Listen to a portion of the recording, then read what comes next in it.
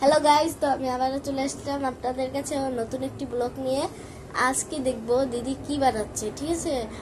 তো কেমন আছেন সবাই একটু জানাবেন, আর দেখবেন দিদির ওই বানানোটা ভালো হয়েছে নাকি দেখেন। এই দেখেন দিদি বানাচ্ছে কি কি বানাচ্ছ? ফুল দিয়ে দেখুন, ওই দেখুন, দাঁড়ান আপনাদের দেখাচ্ছি।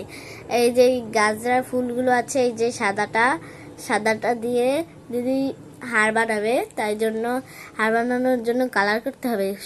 সাদাটা তো ভালো লাগে না ওর কাছে, তাই জন্য গোলাপি কালার বানাবে। এই দেখুন দেখাচ্ছি, দাঁড়ান।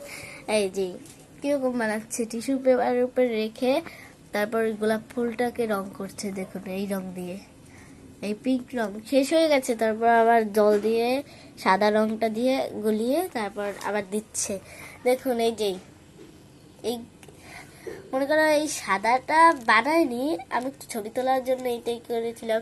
সাদাটা বানায়নি, এই গোলাপিটা বানিয়েছে। এটা কেমন হয়েছে অবশ্যই জানাবেন। এই দেখুন কি সুন্দর গোলাপ ফুলটা রং করেছে, একটু ফাঁক দেয়নি। দেখুন এইটা বানিয়েছে কিন্তু জল দিয়ে, দেখুন জল দিয়ে বানিয়েছে। দেখুন কত সুন্দর হয়েছে।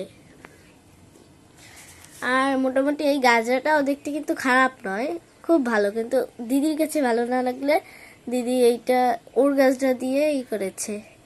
আমার গাছটা আছে, ও বলেছে তুই বানাবি নাকি, আমি বলেছি না আমি বানাবো না। দেখুন কি হয়েছে, ও বলেছে কি তুই না বানালে তোকে ভিডিও করতে দিব না, এটা বলেছে। তারপর আমি না করে আর থাকতে পারলাম না। দেখুন আমারটাও পরে বানিয়ে দেবে রাত্রে। দেখুন কত সুন্দর হয়েছে। যার যার ভালো লেগেছে এটা অবশ্যই কমেন্টে জানাবেন। এই যে কষ্ট হয়ে গেছে, শুয়ে পড়েছে, শুয়ে শুয়ে তবু করছে।